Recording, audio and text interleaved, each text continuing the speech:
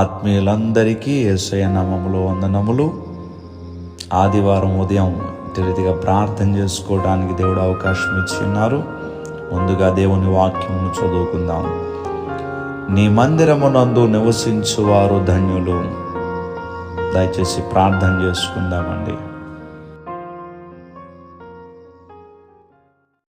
పునరుద్ధానమును జీవమును నేనే సెలవిచ్చిన గొప్ప దేవా, ఈ పరిశుద్ధ దినము మేమందరము ఏకీభవించి మిమ్మల్ని స్తుతిస్తూ ఉంటుండగా మీ సన్నిధి మా మధ్యలోనికి దిగి రావాలి. సమయం ఎంతో విలువైనది అని మీ లేఖనము సెలవిస్తూ ఉంది కనుక మీరు మాకు ఇచ్చిన సమయము మీ సన్నిధిలో గడుపుటకు మేము ఉపయోగించుకోవాలి. కనుక ఈ ప్రార్థనలో ఏకీభవించిన ప్రతి ఒక్కరిని కూడా జ్ఞాపకం చేసుకుని మీరు దీవించి ఆశీర్వదించి మీ సన్నిధిలో ఆనందించగలిగినటువంటి భాగ్యాన్ని మా అందరికీ దయచేయమని యేసుక్రీస్తు వారి నామం పేరట అడిగి వేడుకుంటూ ఉన్నాం మా పరమ తండ్రి. ఆమేన్, ఆమేన్, ఆమేన్.